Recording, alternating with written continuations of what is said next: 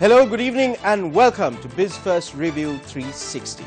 We commence tonight's program with a look at Prime Minister Ranil Wickremesinghe's vision to tap into the Bay of Bengal economic zone.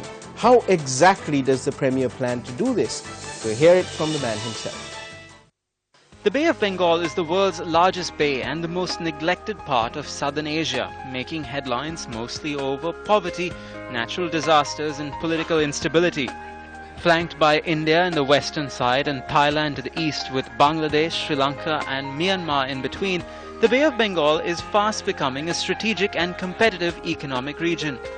Despite hosting a huge population and important maritime trade routes, the Bay of Bengal countries such as Sri Lanka and Myanmar missed out on the economic boom experienced by other East Asian countries. With countries around the Bay of Bengal experiencing high growth rates and opening up economies, Sri Lanka sees an opportunity for greater economic interaction.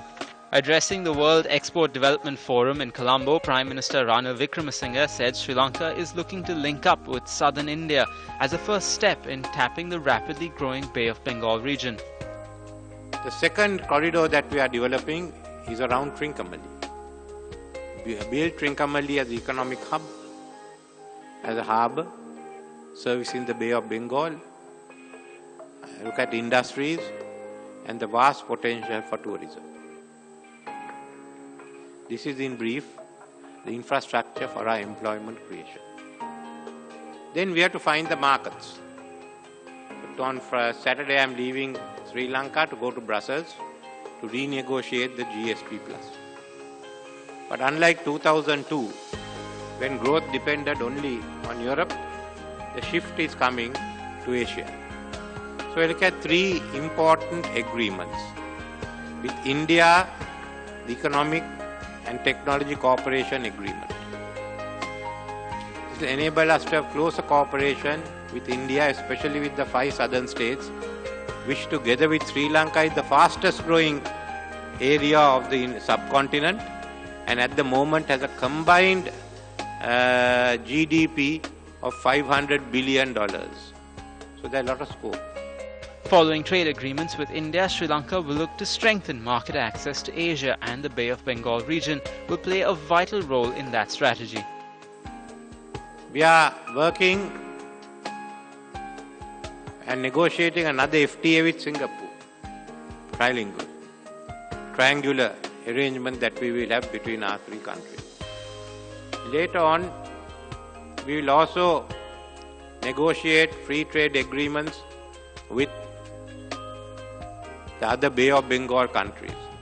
The Bay of Bengal will be a fast-growing area with fast-growing incomes in the coming 20 to 30 years.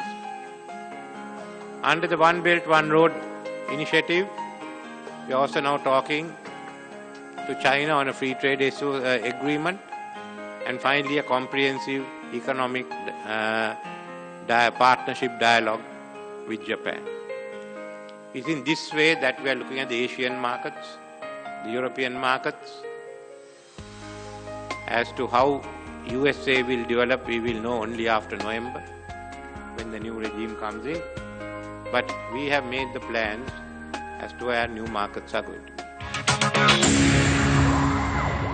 The World Export Development Forum 2016 concluded successfully in Colombo this week. At the forum, we learned that China will back Sri Lanka's push for more trade agreements. China's Vice Minister of Commerce, Wang Shuwen, commended Sri Lanka's plans to further strengthen economic integration with the region to boost trade and investment. It is very important for developing economies to actively join in the regional economic integration efforts. As Honorable Prime Minister mentioned a moment ago, it is meritorious effort by Sri Lanka to negotiate several important FTAs with other economies. In our view, open and transparent FTAs do not substitute WTO but supplement it. FTA between members with different levels of development promotes industrial cooperation trade and investment flow to the benefit of all participants. Wang said foreign direct investment is a key driver of trade. China has signed 14 free trade agreements with countries and regions, and partner countries have seen increased trade with China. China has concluded 14 FTAs covering 22 countries and regions, who have all expressed their happiness and satisfaction about their rapid growth of trade with China as a result of these FTA implementations. Wang assured Sri Lanka that China will work towards the success of free trade agreements and development projects planned between the two countries. Honorable Prime Minister Wickramasinghe mentioned the projects of cooperation with China. His Excellency also mentioned the FTA talk with China. I can assure you, Your Excellency, China is willing and China is very faithful in working with you and your colleagues to bring these projects to a great success. It was also revealed at WEDIF 2016 that the European Union will be funding a project to boost the competitiveness of Sri Lanka's small and medium-scale enterprises with the help of the International Trade Centre. The European Union is to fund a project to help increase the competitiveness of Sri Lankan small and medium-scale enterprises and increase exports with the help of the International Trade Centre. The project, for which the EU is giving 8 million euros or 1.3 billion rupees, was discussed during a meeting between Charge d'Affaires of the delegation of the European Union to Sri Lanka and the Maldives, Paul Godfrey, and the Executive Director of ITC, Arantxa Gonzalez. Let's take a look at some of the other stories that made headlines this week.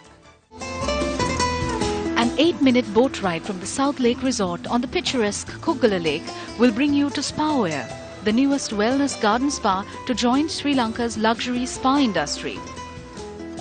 Immersed in the spectacular natural beauty of Sri Lanka's southern landscape, Spawear is dedicated to wellness, tranquility, peace and harmony.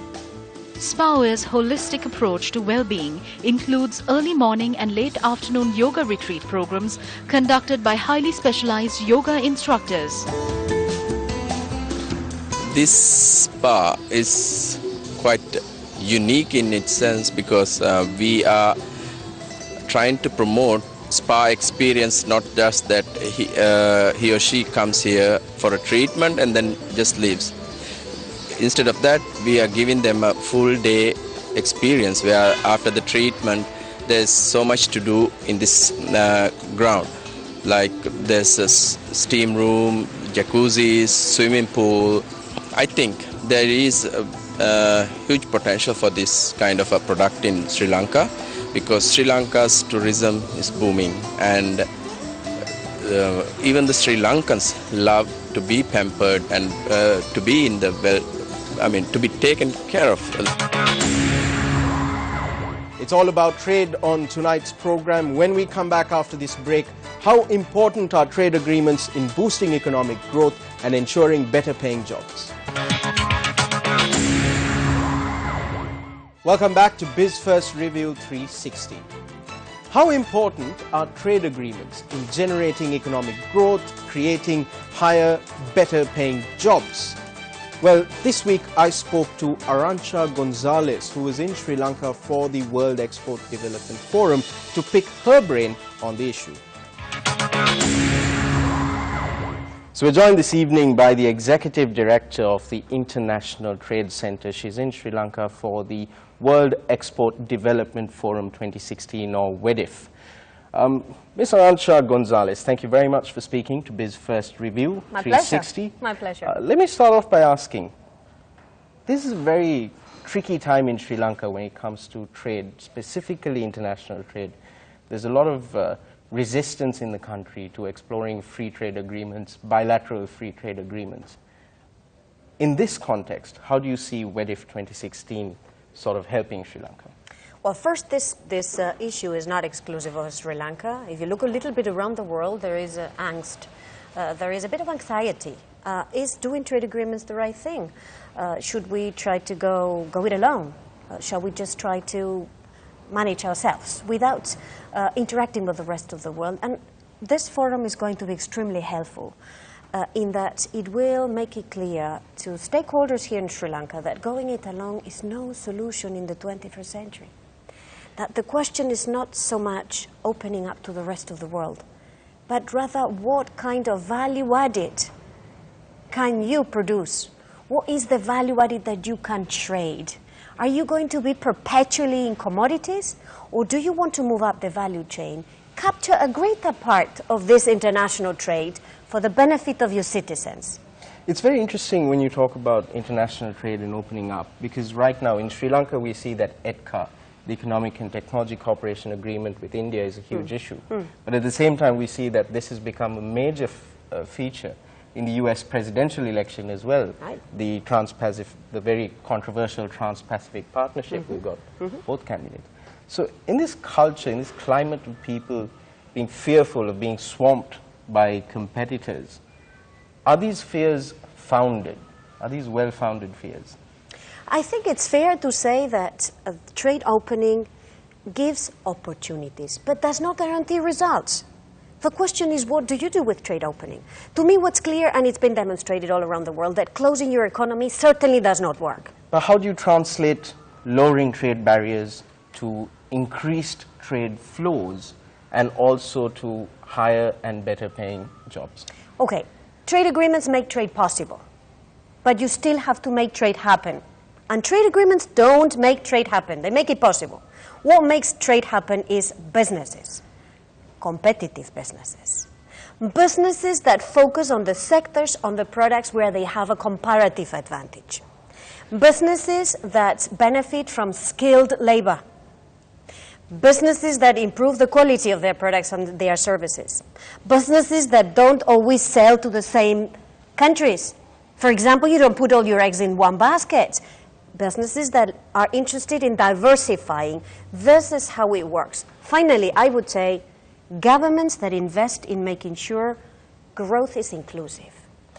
When you say businesses that are competitive, I read a recent interview or recent article that you'd done, it was in the papers, where you say that in Sri Lanka, companies with larger number of employees, when you compare them regionally, they are about as competitive as their regional counterparts. But when it comes to smaller and medium enterprises, I think you mentioned less than 19 employees. That's right. It's not so competitive. That's right. So how do you sort of, so there are fears of being swamped by the competition from regional partners. Those are well-founded fears, aren't they? Well, but let me put it in a different way. The opportunities to thrive in those foreign markets are immense.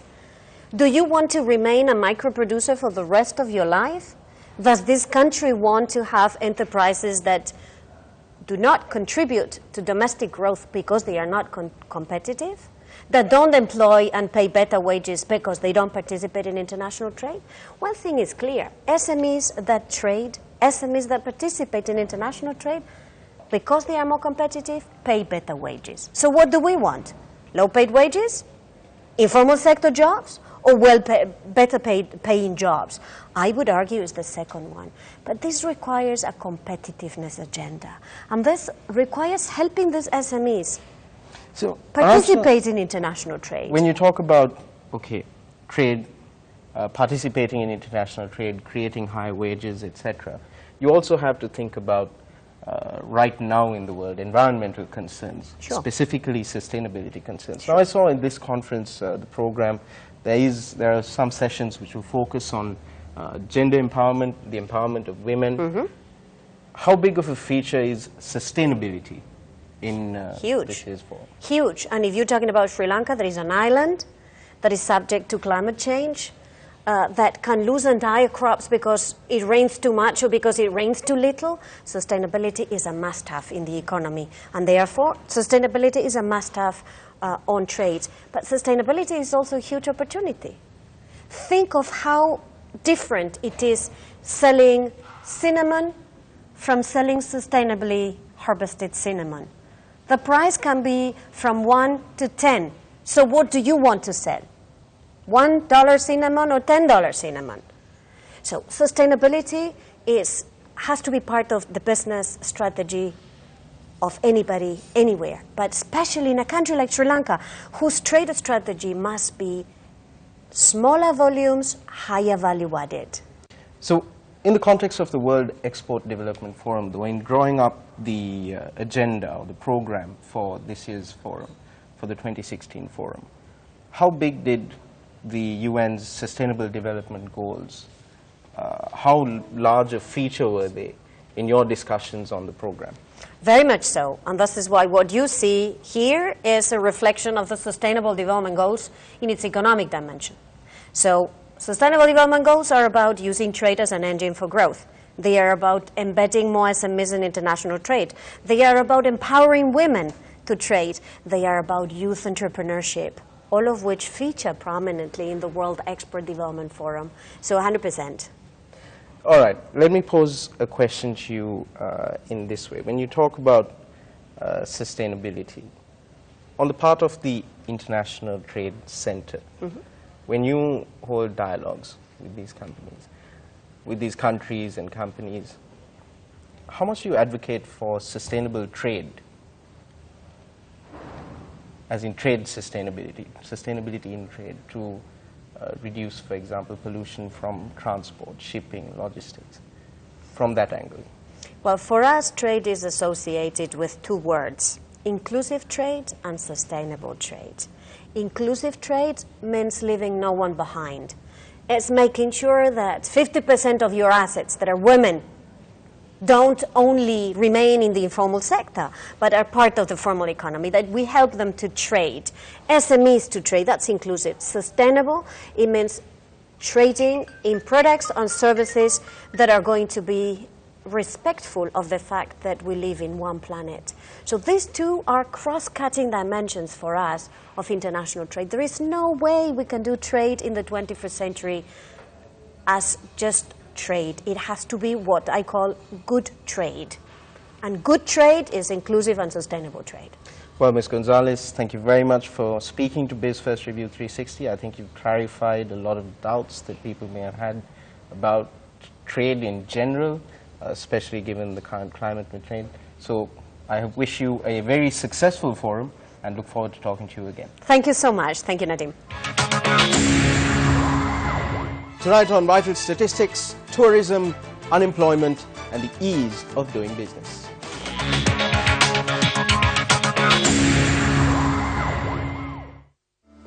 Tourist arrivals to Sri Lanka rose 3.6% in September to 148,499 visitors compared with the same month last year, official data showed. September showed a slower rate of growth compared to previous months. Arrivals during the first 9 months of the year were up 14.6% to 1.5 million visitors. Arrivals from China and India continue to dominate the source destinations. Sri Lanka's unemployment rate climbed to 4.6% in the second quarter of 2016 from 4.2% in the first quarter, triggered by a drop in agriculture workers, data from the State Statistics Office showed. Sri Lanka is hoping to reach the 60th rank or even higher in the World Ease of Doing Business Index in 2 years. Sri Lanka currently ranks at the 107th place in the index out of 189 economies.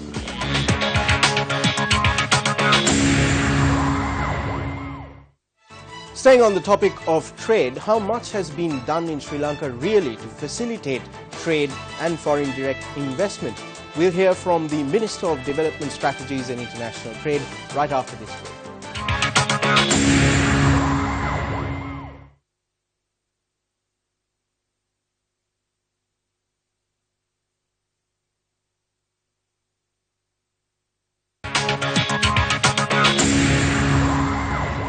Welcome back to the program.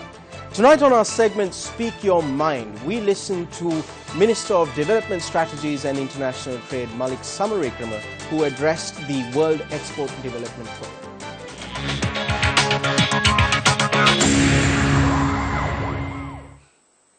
Sri Lanka's economy has witnessed a steady revival in growth during the past few months, and since the election of His Excellency as the President of Sri Lanka, with the country venturing into new avenues of commodity and service monetization. The new government has brought in freedom, democracy, transparency, and with this given a message of assurance to the international business community. The decision by the ITC to hold this event in Sri Lanka itself is a clear message that we are on the right path, symbolizing the international recognition for the business environment that we have built. A new trade policy is being formulated, which focuses on reducing the anti-export bias in our policies. Para-tariffs are being reviewed, and the central bank will manage the exchange rate flexibility while avoiding high volatility. These reforms are being complemented by improved trade facilitation, which will enable Sri Lanka to capitalize on the strategic geographic location and excellent port facilities to become a manufacturing, distribution, and a logistics hub. As you all know, the global trading environment is changing rapidly with global production networks and global value chains. The developments are a result of product fragmentation, cross-border dispersion of component production and assembly. Each country specializes in a particular stage of production sequence and trade the value-valued components, which ultimately results in the final product.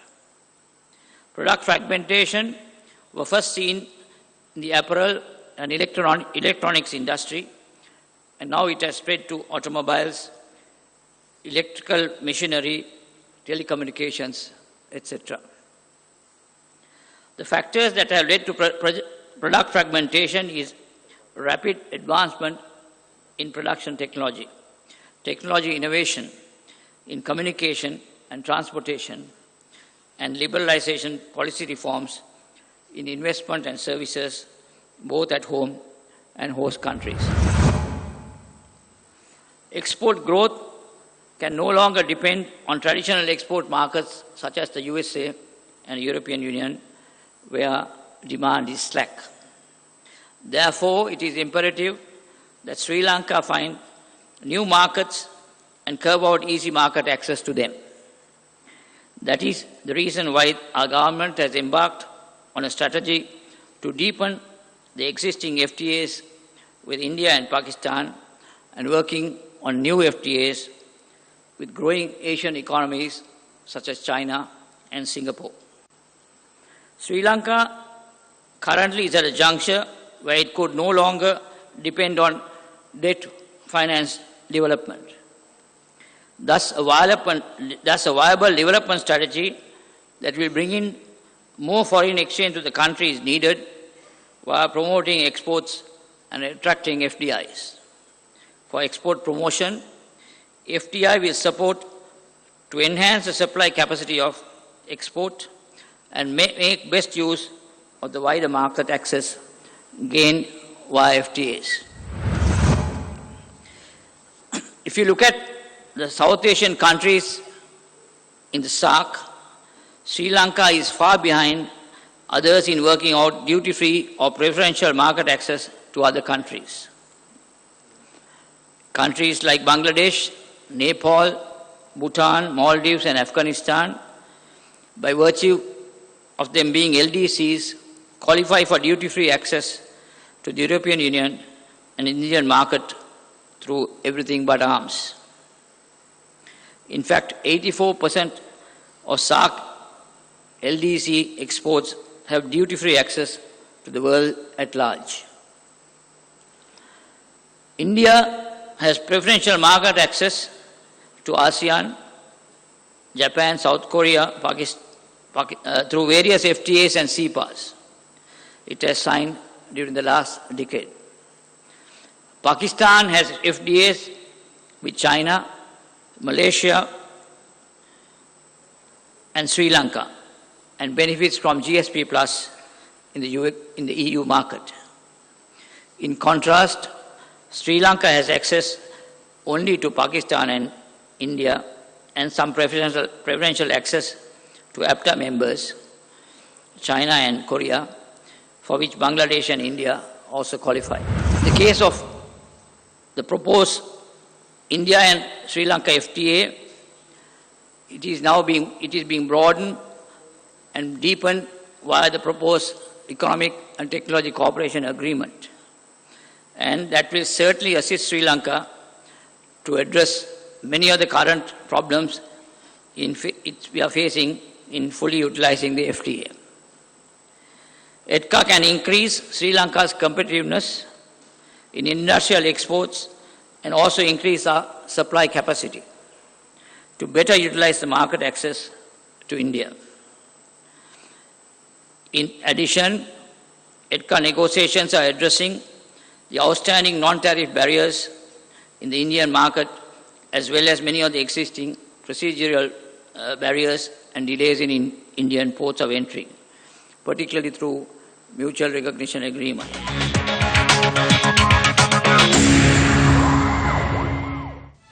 Some very interesting thoughts there from the Minister for International Trade.